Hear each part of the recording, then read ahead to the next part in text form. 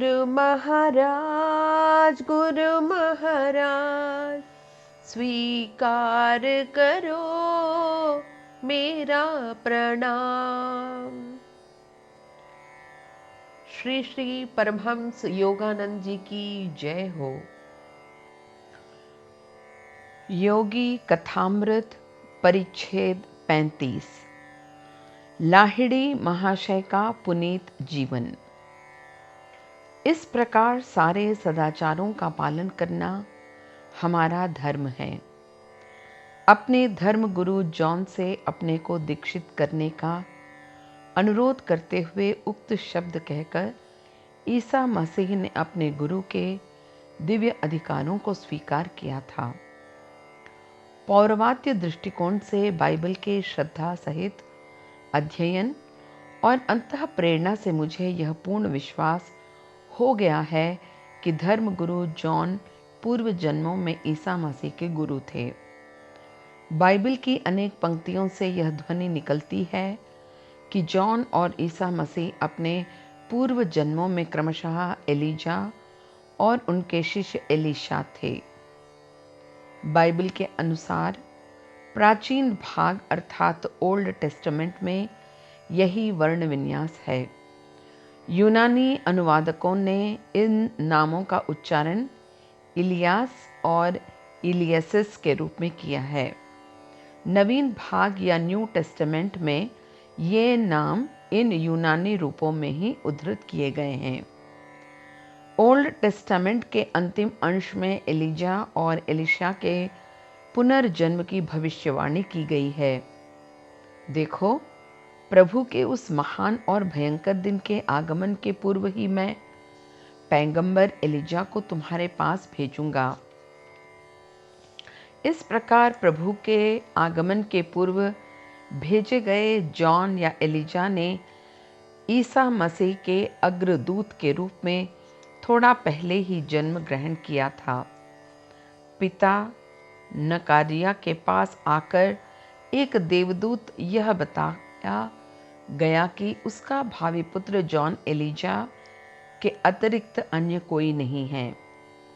किंतु देवदूत ने उनसे कहा, जकारियास, डरो मत, क्योंकि तुम्हारी प्रार्थना सुनी गई है और तुम्हारी पत्नी एलिजाबेथ एक पुत्र को जन्म देगी और तुम उसका नाम जॉन रखोगे।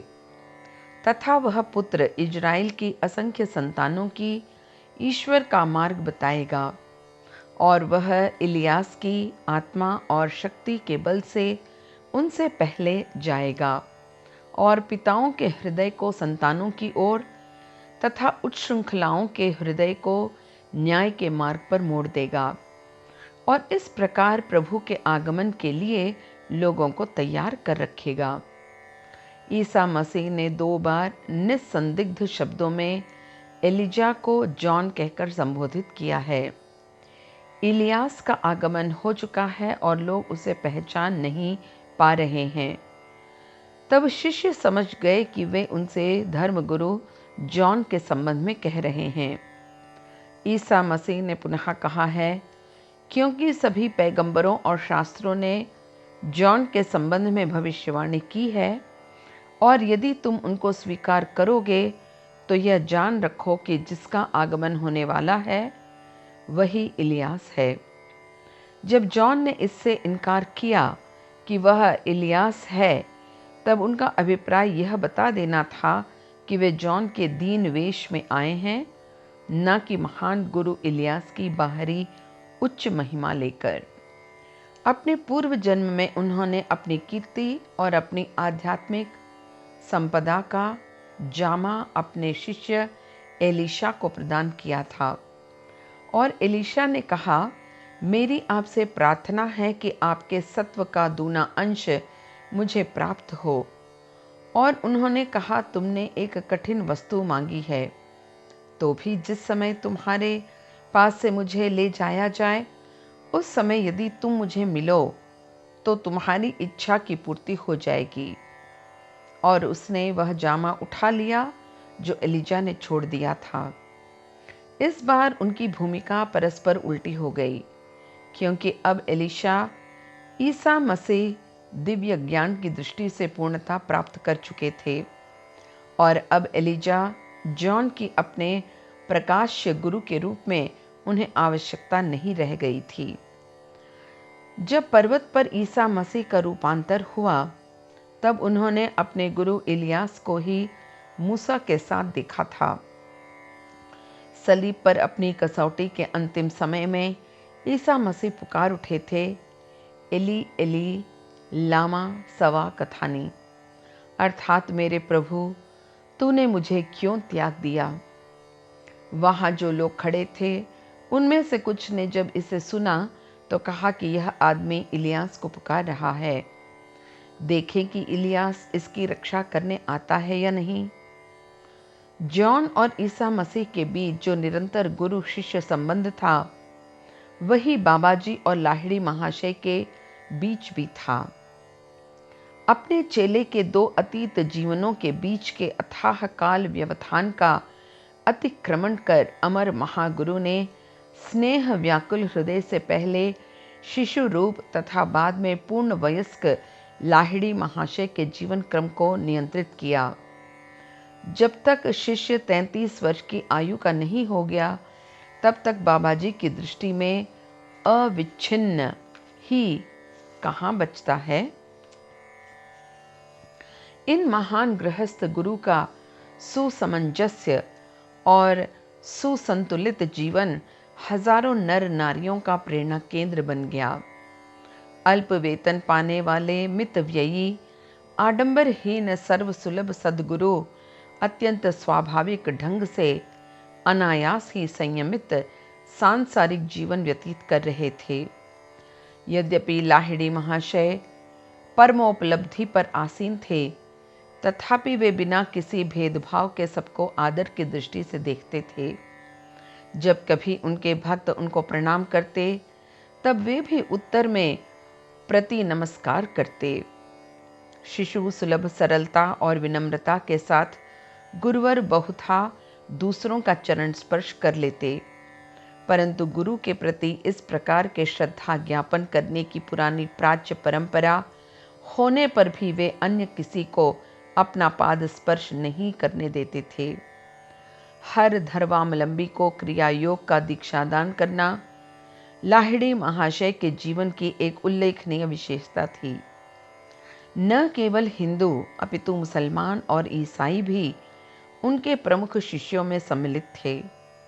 द्वैतवादी हो या अद्वैतवादी, चाहे वह किसी भी धर्म का अनुयायी हो अथवा किसी भी प्रचलित धर्म को ना मानता हो, विश्व गुरु सबका निष्पक्ष रूप से स्वागत करते और उनको शिक्षा देते थे।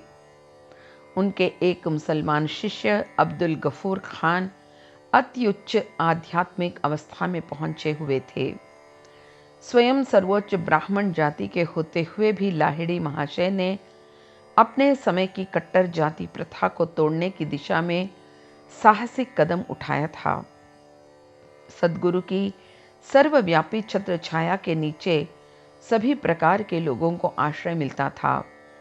सभी ईश प्रेरित धर्म गुरुओं की भांति लाहिड़ी महाशय समाज निंदित और पतित दलित लोगों के लिए एक नए आशादीप थे।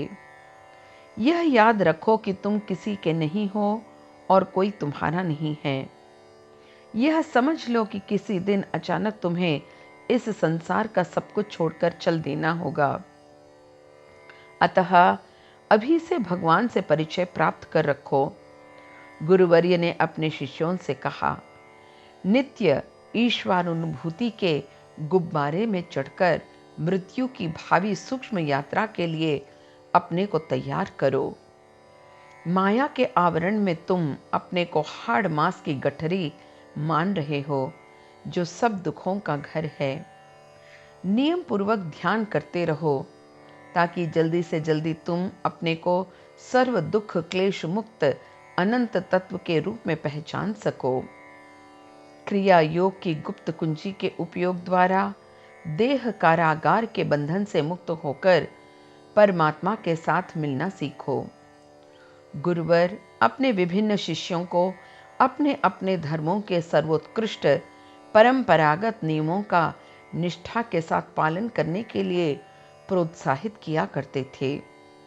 मुक्ति के व्यावहारिक उपाय के रूप में क्रिया योग की सर्वग्राही प्रकृति पर जोर देते हुए लाहिड़ी महाशय अपने शिष्यों को अपने अपने वातावरण एवं शिक्षा दीक्षा के अनुसार जीवन की अभिव्यक्ति करने की छूट दे रखते थे। मुसलमान को रोज 5 बार नमाज पढ़ना चाहिए, गुरुदेव ने सूचित किया। हिंदू को दिन में कई बार ध्यान करना चाहिए। ईसाई को रोज कई बार घुटनों के बल बैठकर ईश प्रार्थना एवं बाइबल पाठ करना चाहिए। गुरुवर विचार पूर्वक अपने अनुयायियों को उनकी प्रकृति या स्वाभाविक प्रवृत्ति के अनुसार भक्ति, कर्म, ज्ञान या राजयोग के मार्ग पर चलाते थे। वे अपने शिष्यों को संन्यास का मार्ग अपनाने की जल्दी अनुमति नहीं देते थे। वे हमेशा उन्हें संन्यास जीवन की उग्र तपश्चर्या पर पहले भली भांति विचार कर लेने का परामर्श दिया करते थे। महान गुरु अपने शिष्यों को शास्त्रों की सैद्धांतिक चर्चा में उलझने से बचे रहने का परामर्श देते थे। वे कहते थे, केवल वही बुद्धिमान है जो शास्त्रों के केवल पठन पाठन में समय न गंवाते हुए उनके सारभूत सत्य को आत्मसात कर प्रत्यक्ष जीवन में उतारने का प्रयत्न करते हैं। अपनी सभी समस्याओं का ध्यान के द्वारा ही समाधान प्राप्त करो। व्यर्थ धार्मिक वाद विवाद के बदले ईश्वर से संपर्क स्थापन करो। अपने मन के कट्टर धर्मवाद के कचरे को निकाल फेंको और आरोग्य पद जल से भर लो। अंतरात्मा के प्रत्यक्ष निर्देश को सुनने और उसका पालन करने के लिए मन को तैयार करो। दिव्य ध्वनि तुम्हारे जीवन की सारी द्विविधाओं, जटिलताओं को हल कर सकती है। यद्यपि कर्म दोष से दुख में कूद पड़ने की मनुष्य की कुचेष्टाओं का अंत नहीं प्रतीत होता, तथापि परम दयालु की करुणा का भी तो अंत नहीं है। एक बार गुरुवर के मुंह से भगवत गीता की व्याख्या सुनते समय शिष्यों को उनकी सर्वव्यापकता का दर्शन हुआ। लाहिड़ी महाशय स्पंदनशील सकल दृष्टि से व्याप्त कूटस्थ चैतन्य की व्याख्या कर रहे थे। तभी हठात मानो उनका दम घुटने लगा और वे चीत्कार कर उठे।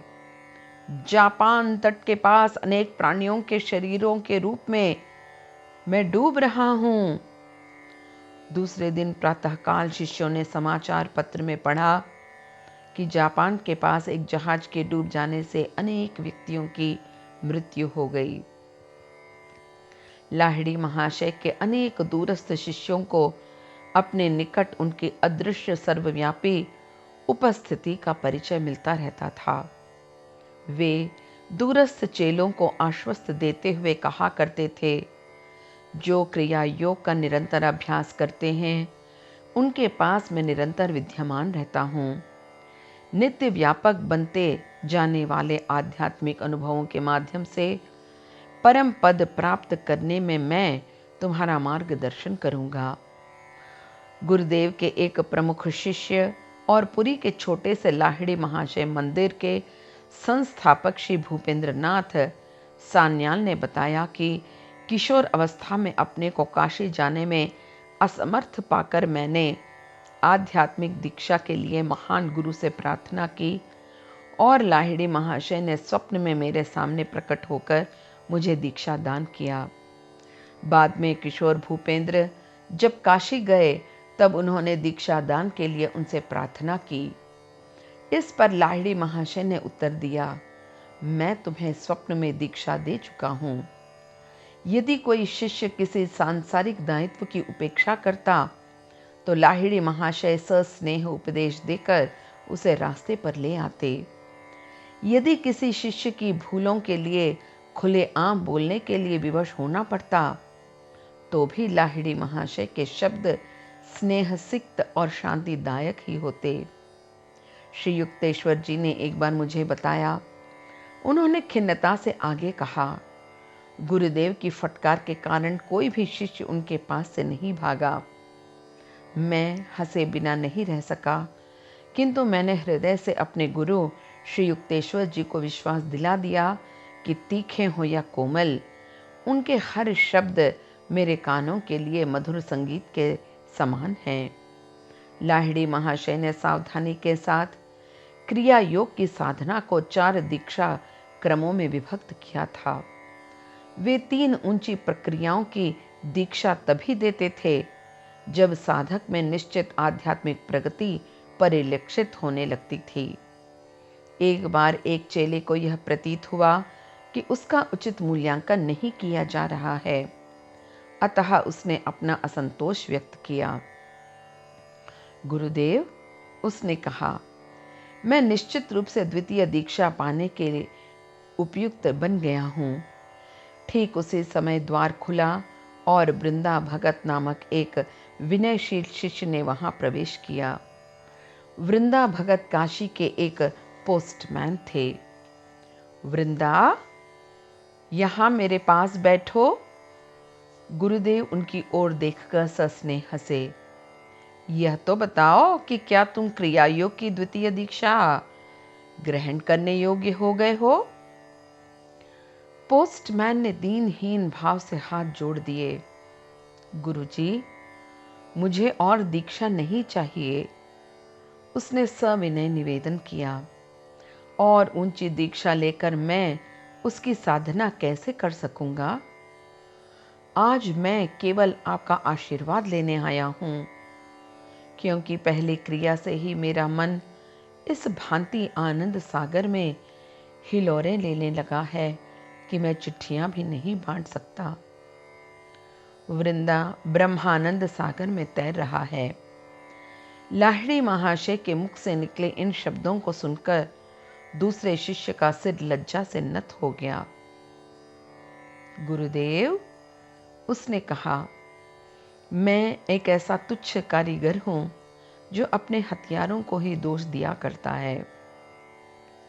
बाद में उस दीन एवं अशिक्षित पोस्टमैन ने क्रिया योग के द्वारा अपनी अंतर्दृष्टि को इस सीमा तक विकसित कर लिया कि कभी-कभी जटिल शास्त्रीय पहलुओं पर विद्वानों को भी उससे व्याख्या करवानी पड़ती थी।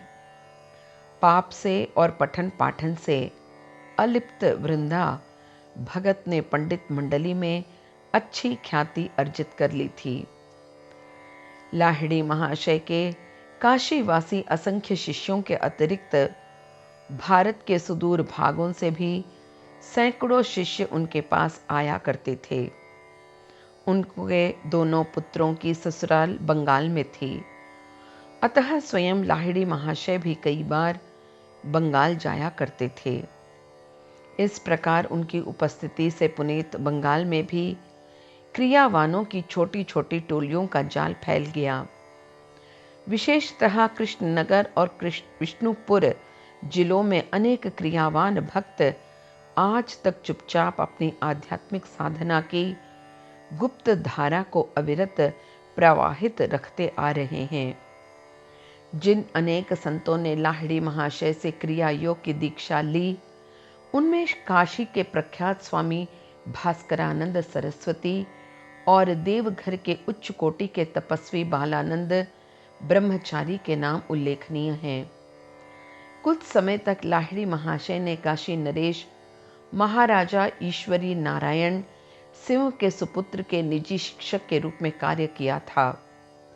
गुरुदेव की आध्यात्मिक उपलब्धियों को पहचान कर महाराजा एवं उनके पुत्र ने उनसे क्रिया योग की दीक्षा ली थी।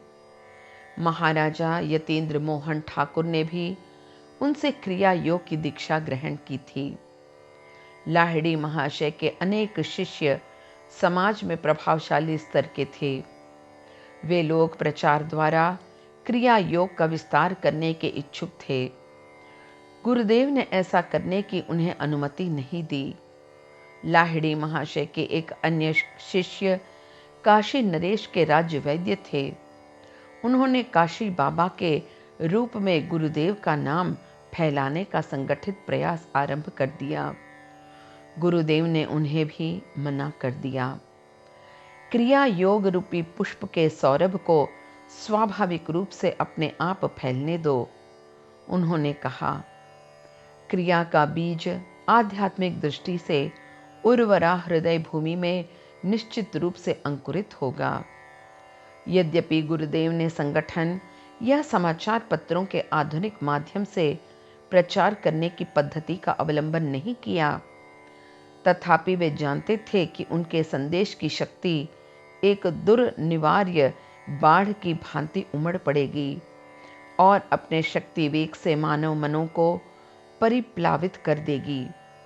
भक्तों का परिवर्तित और पवित्र जीवन ही क्रिया योग की अपार और अमर प्राण शक्ति का सीधा साधा प्रमाण है। रानीखेत में दीक्षा प्राप्त करने के 25 वर्ष बाद अर्थात सन 1887 में लाहिड़ी महाशय ने पेंशन लेकर अवकाश ग्रहण कर लिया। अब दिन में भी उपलब्ध रहने के कारण भक्तों की संख्या में वृद्धि होती गई। अब महान गुरु अधिकांश समय शांतिमय पद्मासन में मौन बैठे रहते थे। वे सदा अपने छोटे से बैठक खाने में ही बैठे रहते थे। यहाँ तक कि टहलने या घर के अन्य भागों में जाने के लिए भी कभी वहाँ से नहीं हटते थे। गुरु के दर्शन के लिए शिष्यों के चुपचाप आगमन का क्रम लगभग अखंड रूप से चलता रहता था। दर्शनार्थी भय मिश्रित आश्चर्य से देखते कि लाहिड़ी महाशय के शरीर में स्वाभाविक रूप से अति मानवीय लक्षण श्वासहीनता, अनिद्रा, नाड़ी एवं हृदय पिंड की क्रियाओं का लोप और घंटों तक स्थिर निष्पलक दृष्टि से साथ साथ शांति का प्रभाड़ तेज पुंज प्रकट होते रहते थे। कोई भी दर्शनार्थी आत्मा की ऊर्ध्व प्रेरणा का अनुभव किए बिना वापस नहीं लौटता था। सभी लोगों को यह प्रतीत होता था कि उन्हें भगवत साक्षात्कार प्राप्त एक सच्चे संत का मौन आशीर्वाद प्राप्त हुआ है। बाद में गुरुदेव ने अपने एक शिष्य पंचानन भट्टाचार्य को कलकत्ता में आर्य मिशन इंस्टीट्यूट नामक एक योग केंद्र स्थापित करने की अनुमति दे दी। उक्त केंद्र जड़ी बूटियां आदि यौगिक औषधियां वितरित करता था और उसने बंगाल में भगवद गीता का प्रथम सस्ता सुलभ संस्करण प्रकाशित किया था। हिंदी और बंगला में प्रकाशित आर्य मिशन गीता हजारों घरों में पहुंच गई। प्राचीन परंपरा के अनुसार गुरुवर विभिन्न रोगों के निवारण के लिए आम तौर से लोगों को नीम का तेल दिया करते थे। जब गुरुदेव किसी भी शिष्य को तेल को परिष्कृत करने के लिए कहते, तब वह आसानी से परिष्कृत कर लेता था, परंतु यदि कोई अन्य व्यक्ति प्रयत्न करता, तब अनेक विचित्र बाधाएं सामने आ जाती। कभी दिखाई देता कि परिष्करण की आवश्यक प्रक्रिया के अंतर्गत तेल लगभग भाप बनकर उड़ चुका है। स्पष्ट है कि गुरुदेव का आशीर्वाद एक आवश्यक तत्व था। बंगला में लाहिड़ी महाशय की हस्तलिपि तथा हस्ताक्षर के नमूने आज भी दिखाई देते हैं। उनके द्वारा एक शिष्य को लिखे गए पत्र से ये पंक्तियां भी उद्धृत की गई हैं, जिसमें उन्होंने अपने महान गुरु ने एक संस्कृत श्लोक की व्याख्या इस प्रकार की है, जिसने शांति की ऐसी अवस्था प्राप्त कर ली है जिसमें पलक नहीं गिरते, उसने शांभवी मुद्रा सिद्ध कर ली है। अन्य अनेक महापुरुषों के समान लाहिड़ी महाशय ने स्वयं कोई पुस्तक नहीं लिखी, पर उन्होंने अनेक शिष्यों को अपनी गंभीर शास्त्रीय व्याख्याएं हृदयस्थ करा दी। गुरुदेव के पौत्र स्वर्गीय श्री आनंद मोहन लाहिड़ी ने इस प्रकार लिखा है, भगवद गीता और महाभारत के अन्य अंशों में अनेक व्यासकूट हैं। उन व्यासकूटों पर ध्यान न दिया जाए तो वे अंश एक विचित्र और काल्पनिक पौराणिक गल्प मात्र बनकर रह जाते हैं। उन व्यासकूटों की व्याख्या न की जाए तो हम एक ऐसा विज्ञान खो देंगे जिसे पूर्व हजारों हजारों वर्षों के प्रयोगों और तत्व अनुसंधानों के बाद अति मानवीय धैर्य के साथ संरक्षित रखता आया है। लाहिड़ी महाशय ने शास्त्र वचनों और रूपों के भीतर कौशल पूर्वक छिपाए गए धर्म विज्ञान को रूपकों के आवरण से मुक्त कर प्रकाश में ला दिया। अब वे वाक्य दुर्बोध शब्द जाल नहीं रह गए हैं और उनकी व्याख्या करके लाहिड़ी महाशय ने यह सिद्ध कर दिया है कि वैदिक मंत्र वैज्ञानिक महत्व से परिपूर्ण हैं। हम जानते हैं कि मनुष्य साधारणतया कुप्रवृत्तियों के अदम्य प्रवाहों के समक्ष असहाय हैं, किंतु जब क्रिया योग के द्वारा उसके मन में एक उच्चतर और अक्षय आनंद की चेतना उदित हो जाती है, तब वे कुप्रवृत्तियां आसक्त हो जाती हैं और उनकी ओर प्रवृत्त होने की मनुष्य के मन में इच्छा नहीं रह जाती। यह निवृत्ति अर्थात निकृष्ट मनोविकारों के परिहार के साथ साथ ही श्रेय या परमानंद लाभ की अनुभूति भी घटित होती है। इस पथ के बिना केवल निवृत्ति विषयक नैतिक निर्देश हमारे लिए निरर्थक बनकर रह जाते हैं। यही अनंत शक्ति का महासागर है जो कि सर्वदृश्यमान लीलाओं के पीछे स्थित है। सांसारिक कार्यों के प्रति आसक्ति हमारे मन की आध्यात्मिक श्रद्धा को नष्ट कर देती है। क्योंकि आधुनिक विज्ञान हमें प्राकृतिक शक्तियों के उपयोग का उपाय सिखाता है, अतः सभी नामों और आकृतियों के पीछे जो महती प्राण शक्ति है उसे हम समझ नहीं पाते। प्रकृति के साथ अति परिचय के कारण उसके चरम रहस्यों के प्रति हमारे मन में अवमानना पैदा हो गई है।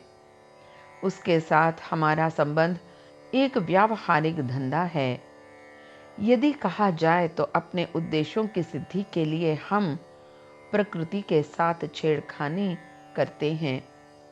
हम उसकी शक्तियों का उपयोग तो करते हैं, किंतु हमें अभी तक उसके मूल स्रोत का ज्ञान नहीं है। जहाँ तक विज्ञान का प्रश्न है, प्रकृति के साथ हमारा संबंध ऐसा है जैसा उद्धत मनुष्य और उसके नौकर के बीच होता है। अथवा यदि दार्शनिक दृष्टि से कहें तो प्रकृति मानो साक्षी के कटघरे में बंधी है। हम उससे जिरह करते हैं, उसको चुनौती देते हैं और उसके साक्ष्य को सूक्ष्माति सूक्ष्म रूप में मानवीय तराजुओं पर तौलते हैं, जो उसके छिपे मूल्यों को कभी नाप नहीं सकते।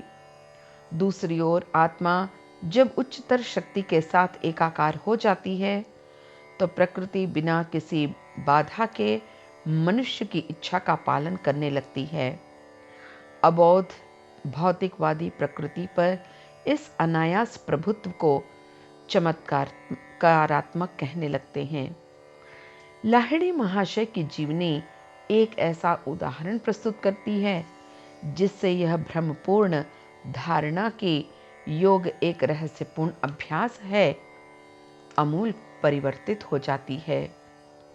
भौतिक विज्ञान की सत्यनिष्ठा के होते हुए भी प्रत्येक मनुष्य क्रिया योग के द्वारा प्रकृति के साथ अपने समुचित संबंध को समझ लेने का मार्ग पा सकता है और वह सभी प्राकृतिक शक्तियों के प्रति, चाहे वे रहस्यपूर्ण हो या दैनंदिन की परिचित घटनाएं, आध्यात्मिक श्रद्धा भी अनुभव कर सकता है। हमें यह स्मरण रखना चाहिए कि आज से 1000 वर्ष पूर्व जो कुछ रहस्यपूर्ण था वह आज रहस्यपूर्ण नहीं रह गया है, और हमें आज जो रहस्यपूर्ण लग रहा है वह शायद 100 वर्ष बाद तर्क संगत और सुबोध बन जा सकता है। क्रिया योग का सिद्धांत शाश्वत है। यह गणित के समान सत्य है। जोड़ने व घटाने के साधारण नियमों के समान क्रिया योग की विधि भी कभी नष्ट नहीं हो सकती। भले ही गणित की सारी पुस्तकें जलकर राख हो जाएं, पर मानव मस्तिष्क तर्क द्वारा इसके सारे सत्यों को खोज निकालेगा। इसी तरह योग विषयक सारी पुस्तकें भले ही नष्ट कर डाली जाएं, किंतु जब कभी शुद्ध भक्ति और तज जनित शुद्ध ज्ञान से युक्त किसी योगी का आविर्भाव होगा, वह योगी की मूलभूत विधियों का पुनः आविष्कार कर लेगा। जिस प्रकार बाबा जी महानतम अवतारों में महाअवतार हैं और जिस प्रकार श्री युक्तेश्वर जी को ज्ञान अवतार कहना सार्थक है, उसी प्रकार लाहिड़ी महाशय एक युग अवतार हैं। गुणवत्ता और परिमाण दोनों मापदंडों के महान गुरु ने समाज के आध्यात्मिक स्तर को उन्नत किया। अपने अंतरंग शिष्यों को ईसा मसीह के समान उच्च अवस्था में पहुंचा देने की शक्ति और जन समाज में सत्य के व्यापक प्रचार की दृष्टि से लाहिड़ी महाशय की गणना मानव जाति के उद्धारों में की जा सकती है। महापुरुष के रूप में उनकी अपूर्व विशिष्टता यह है कि उन्होंने क्रिया योग की एक सुनिश्चित प्रणाली पर व्यावहारिक जोर देते हुए प्रथम बार सभी मनुष्यों के लिए योग का द्वार खोल दिया। अपने निजी जीवन में उन्होंने कई चमत्कार दिखाए थे, पर सबसे बड़ा चमत्कार तो यह था कि उन्होंने योग की प्राचीन जटिलताओं को दूर करके उसे सर्वसाधारण के लिए प्रत्यक्ष फलदायी और सुबोध बना दिया।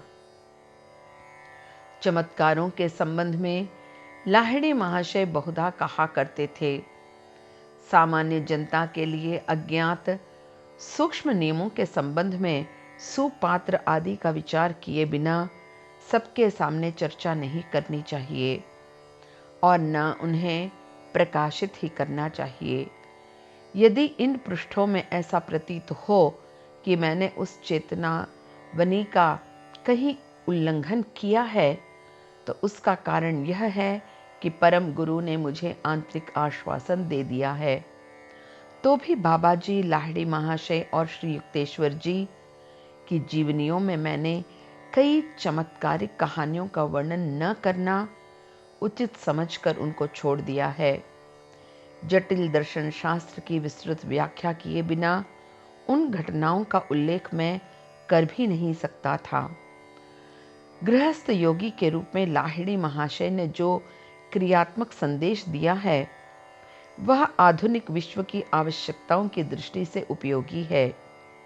प्राचीन भारत की उच्च कोटि की आर्थिक और धार्मिक परिस्थितियां अब नहीं रहीं, इसलिए भिक्षा पात्र लिए इतस्ततः भ्रमण करते रहने वाले योगी के प्राचीन आदर्श को उन्होंने प्रोत्साहन नहीं दिया, वरन उन्होंने इस बात पर जोर दिया कि योगी को अपनी जीविका का स्वयं उपार्जन करना चाहिए, कठिनाइयों से दबे समाज पर बोझ नहीं बनना चाहिए और अपने घर के एकांत कोने में ही योग साधना करनी चाहिए। इस परामर्श के समर्थन में लाहिड़ी महाशय ने स्वयं अपना ज्वलंत आदर्श प्रस्तुत किया है। वे आधुनिक, सरल और कारगर आदर्श योगी थे। बाबा जी द्वारा आयोजित उनका जीवन पथ विश्व के सभी भागों के योग साधनाच्छुओं के लिए परिकल्पित था। नूतन मानव जाति के लिए नवीन आशा योग अवतार ने घोषित किया था। ईश्वर का साक्षात्कार अपनी चेष्टा पर ही निर्भर है। वह किसी धार्मिक मान्यता या किसी विश्व नियंत्रता की मनमानी इच्छा पर निर्भर नहीं है। क्रिया कुंजी के प्रयोग द्वारा मनुष्य जो मानव के देवत्व पर विश्वास नहीं कर सकता, अंततः स्वयं अपने ही पूर्ण देवत्व के दर्शन करेगा। इति परिच्छेद 35 समाप्त।